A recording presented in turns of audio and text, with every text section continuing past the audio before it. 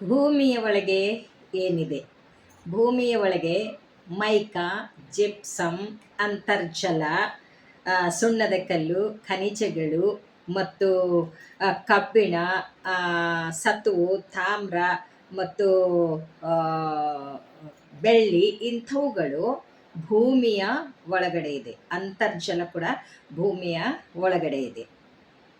ಹಾಗಾದರೆ ಆಕಾಶದಲ್ಲಿ, ಮೂರನೆಯ ಆಕಾಶದಲ್ಲಿ, ಪರಲೋಕದಲ್ಲಿ ಏನಿದೆ ಎನ್ನುವಂಥದ್ದನ್ನು ನಾವು ನೋಡುವುದಾದರೆ, ಯೆಹೋವ ದೇವರ ಸಿಂಹಾಸನ, ಯೇಸು ಕ್ರಿಸ್ತನು ಆತನ ಬಲಗಡೆಯಲ್ಲಿ ಕೂತಿರುವಂಥದ್ದು, ಲಕ್ಷೋಪಲಕ್ಷ ತಂಡೋಪತಂಡ ದೇವದೂತರು, ಮತ್ತು 24 ಮಂದಿ ಹಿರಿಯರು, 4 ಜೀವಿಗಳು, ಪರಲೋಕದಲ್ಲಿ ದೇವದೂತರು ಇರುವಂಥದ್ದನ್ನು ನಾವು ನೋಡುತ್ತೇವೆ.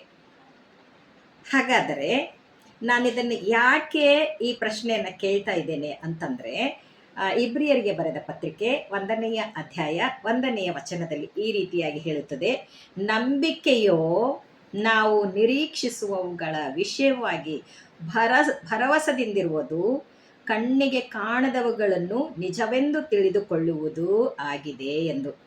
ಕಣ್ಣಿಗೆ ಕಾಣುವ ವಸ್ತುಗಳು, ಭೂಮಿಯ ಮೇಲಿರಿಕ್ಕಿರುವಂಥ ವಸ್ತುಗಳು ನಮಗೆ ಕಣ್ಣಿಗೆ ಕಾಣುತ್ತವೆ. ಆದರೆ ಕಣ್ಣಿಗೆ ಕಾಣದೇ ಇರುವಂಥ ವಸ್ತುಗಳು ಭೂಮಿಯ ಒಳಗಡೆ ಇರುವಂಥವುಗಳಾಗಿವೆ ಮತ್ತು ಮೂರನೆಯ ಆಕಾಶದಲ್ಲಿರುವ ಪರಲೋಕದ ವಸ್ತುಗಳಾಗಿವೆ. ಆದ್ದರಿಂದ ನಮಗೆ ಕಣ್ಣಿಗೆ ಕಾಣದೇ ಇರುವಂಥವುಗಳನ್ನು ನಾವು ನಂಬಬೇಕು ಎಂದು ಸತ್ಯವೇದ ಹೇಳುತ್ತದೆ.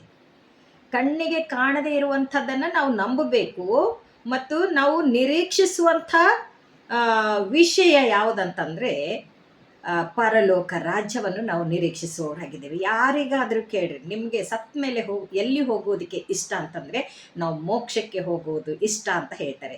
ನಾವು ಸತ್ತ ಮೇಲೆ ನಾವು ಎಲ್ಲಿಗೆ ಹೋಗುವುದು ಇಷ್ಟ ಅಂದರೆ, ನಾವು ದೇವರ ಬಳಿಯಲ್ಲಿ ಹೋಗುವುದಕ್ಕೆ ಇಷ್ಟ ಅಂತ ಹೇಳ್ತಾರೆ. ಪರಲೋಕಕ್ಕೆ ಹೋಗುವಂಥದ್ದು ಇಷ್ಟ ಅಂತ ಹೇಳ್ತಾರೆ. ಆದರೆ ಪರಲೋಕ ರಾಜ್ಯ ಯಾರೂ ನೋಡಿಲ್ಲ, ನಿತ್ಯ ಜೀವ ಯಾರೂ ನೋಡಿಲ್ಲ, ಹೊಸ ಯೆರೂಸಲೇಮ್ ಯಾರೂ ನೋಡಿಲ್ಲ. ಅದನ್ನು ನಂಬಬೇಕು.